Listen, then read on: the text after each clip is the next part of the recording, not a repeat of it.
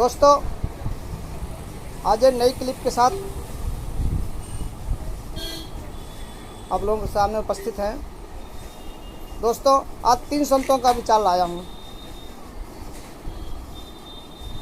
चित्रलेखा जी हैं, अनुरुद्धाचार्य जी हैं और फिर सुनेंगे संत रामपाल जी महाराज के विचार। दोस्तों, भक्ति कितने प्रकार की होती है, आज इस पर हम चर्चा करेंगे। जो 3 संतों का वीडियो क्लिप लाया हूँ, तो उसमें प्रथम सुनिए आप चित्रलेखा जी के विचार, फिर सुनेंगे अनुरुद्धाचार्य के विचार और फिर सुनेंगे संत रामपाल जी महाराज के विचार। तो लीजिए पहले सुनते हैं चित्रलेखा जी के विचार।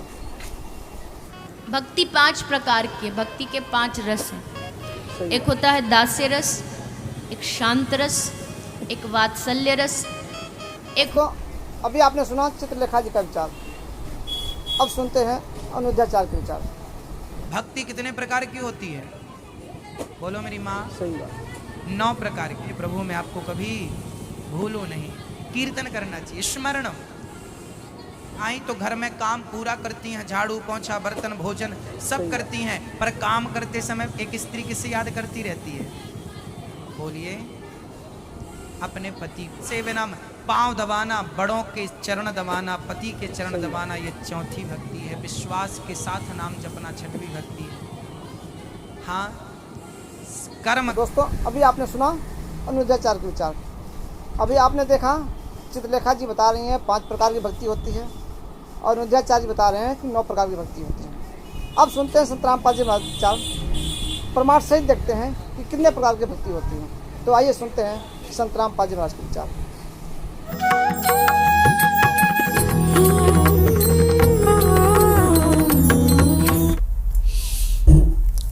अब आपको उस परमात्मा का दिया हुआ कुछ ज्ञान बीच में सुनाएंगे, क्योंकि आप एक विद्यार्थी हैं और पूरे वर्ष में एक ये पूरा कोर्स दास ने आपका करवाना होता है। 3 दिन का सत्संग इसीलिए रखा है कि प्रत्येक सत्संग में श्रद्धालु भी बदल जाते हैं और श्रोता भी जो लगातार सुन रहे हैं, वो तो अच्छी बात है। इसलिए धीरे धीरे सारे ही ज्ञान के ऊपर विवेचन किया जाता है। अब जैसे ये सिद्धियां क्या है, ये जीवन नाशक इस प्राणी की सबसे बड़ी दुश्मन है। इससे प्रभुता आ जाती है और अपनी ही, जैसे पहले बैटरी चार्ज करी फिर वह ख़त्म कर दी, रह गया जैसे का तैसा। जैसे इन सिद्धियों को परमात्मा ने ऐसा बताया है कि जैसे आप देखते हो वर्षा के मौसम में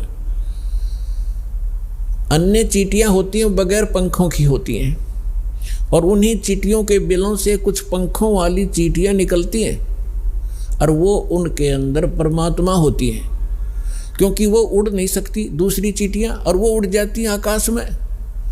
तो वो यूँ सोचे हैं कि ये तो भगवान से मिल ली, क्योंकि ये तो उड़ जाती हैं आकाश में। और वो आकाश में जैसे आजकल आप देखते हो मौसम वर्षा का है, तो चींटियाँ निकलती हैं पंखों वाली कीड़ियाँ, और कहाँ जाती हैं? या तो दीपक पर जाकर जल कर मर जाएंगी, या फिर बल्लभ के चारों तरफ घूमती रहेंगी। थोड़ी सी देर में उनकी पंख टूट जाएंगी, कट कर नीचे पड़ जाएंगी और वो चिट्टी की चिट्टी रह जाएंगी। इसी प्रकार ये जो साधना करते हैं, गलत साधना करते हैं, शास्त्र विधि को त्याग कर जो मनमाना हठ योग आदि करते हैं, अन्य जाप मंत्र अनुष्ठान करते हैं, उनसे उनमें सिद्धियाँ आ जाती हैं। और आम मानव से वो जैसे आकाश में उड़ जाना, जल के ऊपर ऐसे चलना जैसे थल पर चलते हैं, सब समुद्रों को पी लेना, इस तरह के जो ये कलाबाजी इनमें आ जाती है, तो आम मनुष्य न्यू सोचे न भगवान मिल गया। अब परमात्मा कहते हैं, डंब करें डूंगर चढ़ेंगे, अंत झिन्नी झूले, जग जाने बंदगी करेंगे, बोवें सूल बबूले। अब परमात्मा कहते हैं कि हमारी इस साधना से जो हम आपको प्रदान करेंगे, इससे आपको 24 सिद्धियां आ जाएंगी। यहाँ की तो 8 सिद्धि हैं, और उन्हीं के अंदर ये लटपट होकर अपना जीवन नाश कर जाते हैं। परमात्मा कहते हैं जो साधना हम आपको बताने जा रहे हैं, इससे आपको 24 सिद्धियां प्राप्त हो जाएंगी, लेकिन एक भी प्रयोग मत कर लेना, नहीं तुम्हारे लिए विष का काम करेंगी। अपने आत्मा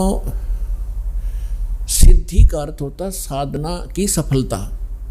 हम इन सिद्धियों जो हमारे अंदर आएंगी, हम इसको डिपॉजिट रखेंगे, एक पावर बनेगी, और जो अन्य मंत्र हम आपको दे रहे हैं उससे आपकी आत्मा इतनी चार्ज होगी, इन्हीं के सहारे, इनकी भक्ति की शक्ति से हम सतलोक जाएंगे। यदि हमने यहाँ खराब कर दी तो हम आगे जा नहीं सकते, हमारी सारी पूंजी नष्ट हो जाती है।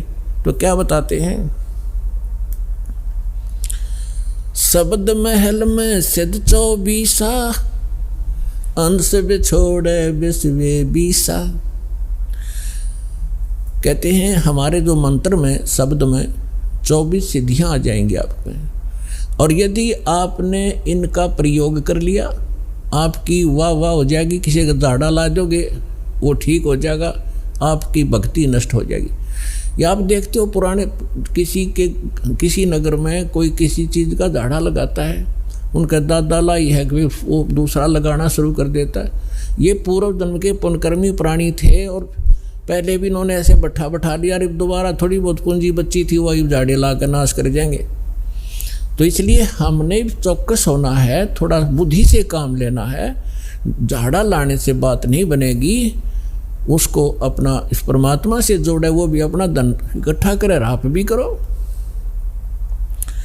क्या बताते हैं, शब्द महल में सिद्धि 24 अंश बिछोड़े विश्वे 20। एक सिद्धि सुर देव मिलावे, एक सिद्धि मन वृत्ति बतावे। एक सिद्धि होवे पवन स्वरूपी, एक सिद्धि होवे अनुरूपी। एक सिद्धि निस्वासर जागे, एक सिद्धि सेवक हो आगे। एक सिद्धि स्वर्गापुर धावे, एक सिद्धि जो सब घट छावे। एक सिद्धि सब सागर पीवे, एक सिद्धि जो बहुजुग जीवे। एक सिद्धि जो उड़े आकाशा, एक सिद्धि परलोक के वासा। एक सिद्धि कष्ट तन जारा, एक सिद्धि तन हंस निहारा। एक सिद्धि जल डूब न जाई, एक सिद्धि जल पैर न लाई। एक सिद्धि बहु चोले धारे, एक सिद्धि नीत तो विचारे। एक सिद्धि पांचों तत् नीरम, एक सिद्धि जो बजर शरीरम। एक सिद्धि पीवे नहीं खाई, एक सिद्धि जो गुप्त छिपाई। एक सिद्धि ब्रह्मंड चलावे, एक सिद्धि जो सब नाद मिलावे। एता खेल खिलारी खेले, सो हम हंसा प्रगट बेले। 24 को ना दिल चावे, सो हंसा शब्द अतीत कहावे। प्रसिद्धि पूर्ण पटरानी, सतलोक की कहूँ निशानी। सतलोक सुख सागर पाया, सतगुरु भेद कबीर लखाया। परमहंस पे खो परवाना, जन कहते दास गरीब दीवाना। दोस्तों, अभी आपने सुना संत रामपाल जी महाराज के विचार। ये वीडियो कैसी लगी, आपको प्रमाण कैसा लगा, आप मुझे कमेंट करके बताएं।